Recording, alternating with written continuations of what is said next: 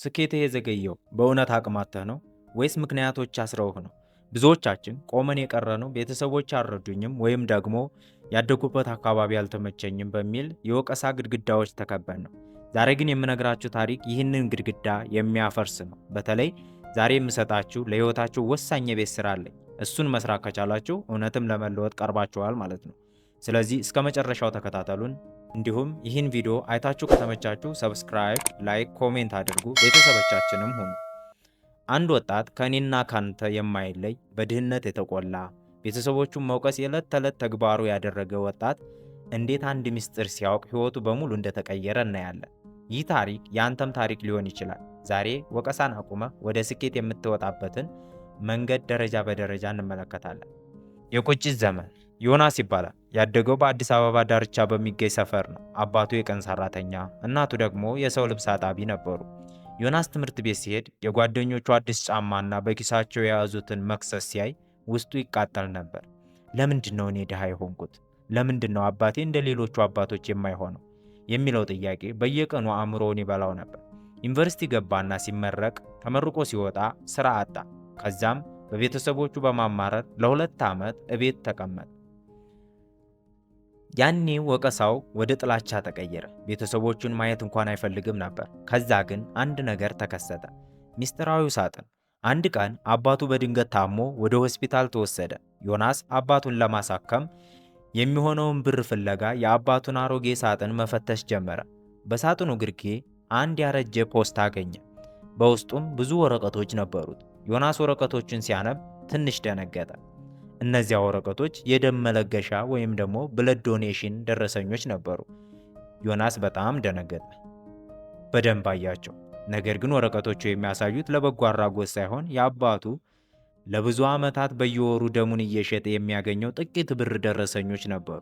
ግራ ተጋባ። ቀኖቹን ሲመለከት ዮናስ ትምህርት ቤት ዳቦ የሚገዛበትና የትምህርት ቤት ክፍያ የሚከፍልባቸው ቀናት ጋር ተመሳሳይ ነበሩ መዝገባቸው። ይበልጥ ግራ ተጋባ።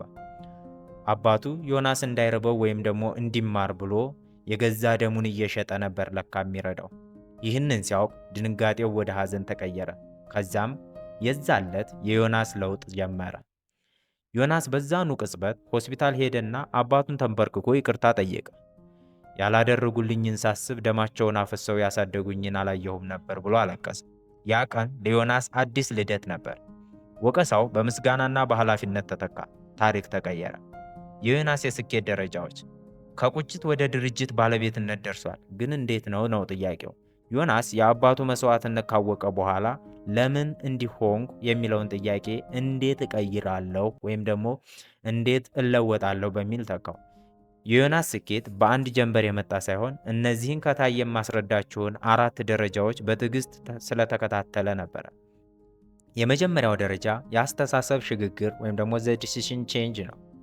ዮናስ መጀመሪያ ያደረገው ነገር ቢኖር በውስጡ የነበረውን ተበዳይነት ወይም ደግሞ ቪክቲምሁድ መግደል ነበር። ቤተሰቦቼ ድሃ ስለሆኑ እኔም ድሃን መሆን አለብኝ የሚለውን ጭፍን ሐሳብ በጠሰና ጣለ። እነሱ ደማቸውን ሰጥተው እዚህ ደረጃ አድርሰውኛል፣ እኔ ደግሞ ላቤን አፍስሼ ከዚህ በላይ አደርሳቸዋለሁ ብሎ ለሕይወቱ 100% ኃላፊነት ወሰደ። ወዳጄ፣ ስኬት የሚጀምረው ማንም እንዲረዳህ መጠበቅህን ስታቆም ብቻ ነው። ሁለተኛው የዮናስ ደረጃ ከትንሽ ሥራ መጀመር ነበር ወይም ደግሞ ሁሚሊቲ ኢን አክሽን። ዮናስ የተማርኩ ነኝ፣ ይሄ ሥራ አይመጥነኝም የሚለውን ኩራት ሰብሮ አባቱ ሲያደርግ እንደነበረው በቀን ሥራ ወይም ደግሞ ጉልበት ሥራ ጀመረ። ሕንፃ ግንባታ ላይ ሲሰራ፣ ሸቀጥ ሲያራግፍ ውሎ የሚያገኛትን ጥቂት ብር በአግባቡ መያዝ ጀመረ። የዮናስ ምስጢር ከትንሽ ነገር ተነስቶ ትልቁን ነገር መፍጠር መቻሉ ነው። ያጠራቀማትን ትንሽ ብር በመጠቀም በረንዳ ላይ ቁጭ ብሎ የሞባይል ጥገናና ሽያጭ በትንሹ ጀመረ። ወደ 3ኛው ደረጃ ልናልፍ ነው። 3ኛ ደረጃ ራስን ማስተማር ወይም ደግሞ ኮንቲኒዩስ ለርኒንግ ነው። ዮናስ የዩኒቨርሲቲ የሰጠው ዲግሪ ብቻውን እንደማያበለጽገው ገባውና ስለዚህ ማታ ማታ ጓደኞቹ ሲጠጡና ሲዝናኑ፣ እሱ ግን ኢንተርኔት ካፌ እየገባ ስለ ንግድ ስልቶች ወይም ደግሞ ቢዝነስ ስትራቴጂ፣ ስለ ገንዘብ አያያዝና ስለ ሽያጭ ጥበብ ራሱን ያስተምር ነበር። መጽሐፍትን ማንበብ የዕለት ተዕለት ልምዱ ሆነ። አእምሮህ ካላደገ ኪስህም አያድግም የሚለው መርህን ተከተለ። በዛውም አእምሮውን ማሳደግ ጀመረ። አራተኛው ደረጃ ታማኝነትና የድርጅቱ መመስረት ነው ወይም ደግሞ ትረስት ኤንድ ግሮዝ የምንለው። ዮናስ በስራው ታማኝ ስለነበረ ደንበኞቹ በዙ። ከበረንዳ ንግድ ወደ ሱቅ፣ ከሱቅ ወደ አከፋፋይነት ተሸጋገረ። ዛሬ የራሱን ፋብሪካ አቋቁሞ ከ50 በላይ ለሚሆኑ ወጣቶች የሥራ ዕድል ፈጥሯል። ያ የድሃ ልጅ የተባለው ወጣት ዛሬ አባቱንና እናቱን ሕይወቱን በሙሉ ቀይሯል። እኛስ ምን እያደረግን ነው? ከዮናስ ታሪክ የምንማራቸው 3 ትልልቅ ጥበቦች አሉ። እነዚህም የሚከተሉት ናቸው። እነኚህን 3 ጥበቦች ካልተረዳህ አንተም ዕድሜ ልክህን እያማረርክ ትኖራለህ ማለት ነው። ሶስቶቹ ምንድን ናቸው? የመጀመሪያው ያልተነገረው መስዋዕትነት ነው፣ ወይም ደግሞ ዘ አይስበርግ ኦፍ ሳክሪፋይስ ይለዋል። እኛ የምናየው የወላጆቻችንን ድክመት ብቻ ነው። ከበስተጀርባ ያለውን የመስዋዕትነት ባህር ግን አናስተውልም። እነሱ ሳይማሩ አንተን ያስተማሩት አእምሮ ስላጡ ሳይሆን አንተ የተሻለ ህይወት እንዲኖርህ ራሳቸውን መሰላል ስላደረጉልህ ነው። ስለዚህ መሰላል ላይ ቆመህ መሰላሉን አትውቀስ። ሁለተኛው የምንማረው ነገር የተበዳይነትን ወጥመድ ነው፣ ወይም ደግሞ ቪክቲም ሜንታሊቲ የምንለው። ሌላውን በወቀስክ ቁጥር ለውጥ የማምጣት ሪሞት ኮንትሮልህን ለሌላ ሰው እየሰጠህ እንደሆነ ማወቅ አለብህ። እነሱ ስላልረዱኝ ነው ስትል እነሱ እስካልረዱኝ ድረስ መለወጥ አልችልም እያልክ ነው። ዮናስ ሪሞቱን ከሰዎች እጅ ቀምቶ ራሱ መሪ ሆኖ ተነሳ። ያኔ ነው ለውጥ ያመጣው። ስለዚህ አንተም ወይም አንቺም ሪሞትሽን በእጅሽ ያዥና ተነሺ። ያኔ ነገሮች ይስተካከላሉ።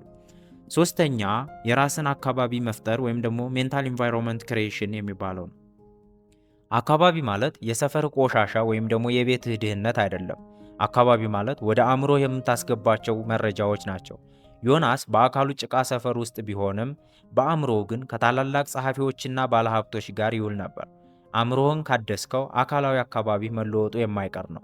በመጨረሻም አንድ ምክር ልምከር ወዳጄ፣ ዛሬም ቤተሰብህን እየወቀስክ ከሆነ ቆም ብለህ የአባትህን ድካም፣ የእናትህን ልፋት ተመልከት። እነሱ ካንተ የተሻለ ህይወት አልኖሩም፣ ግን አንተ የተሻለ እንድትኖር ያላቸውን ሁሉ ሰጥተውሃል። ዮናስ የወቀሳ ሰንሰለቱን በጣጥሶ ዛሬ ለቤተሰቦቹ ኩራት ሆኗል። አንተስ ምን አሰብክ? ዛሬ 3 የቤት ስራዎችን እሰጥሃለሁ። እነሱም የመጀመሪያው የቤት ስራ ማመስገን ወይም ደግሞ ግራቲቲዩድ ነው። ዛሬውኑ ተነስተህ ቤተሰቦችህን አመስግን፣ ይቅርታ ጠይቃቸው። ዛሬ ላለሁበት ማንነቴ እናንተ ናችሁ መሰረቴ በላቸው። እመነኝ ታተርፍበታለህ እንጂ አትጎዳም። ሁለተኛው ላንጉጅ ሺፍት ወይም ደግሞ ቋንቋ መቀየር። ከአንደበትህ ውስጥ የወቀሳን ቋንቋ አውጣና ቤተሰቦቼ የሚለውን አረፍተ ነገር አጥፋና እንዴት ስራ ልጀምር በሚል ተካው። ሶስተኛው የቤት ስራ ግሮዝ ነው። ራስን ማስተማር ጀምር። በቀን ቢያንስ 30 ደቂቃ ስለ ስራህ ወይም ደግሞ ስለ ህይወት ጥበብ አንብብ። አስታውሱ፣ ታሪክህ ወይም ታሪክሽ የሚጀምረው ሁሌ እንደምላችሁ ዛሬ ነው። ቤተሰቦች መጽሐፍህን ጀምረውልሃል። መጨረሻውን ማሳመር ግን ያንተ ድርሻ ነው። ከእንግዲህ እኔ ለህይወቴ 100% ኃላፊ ነኝ በልና ኮሜንት በማድረግ ቃል ግባ። ይህ የአእምሮ ጥበብ ነው። በሚቀጥለው ቪዲዮ እስክንገናኝ ቸር ሰንብቱ።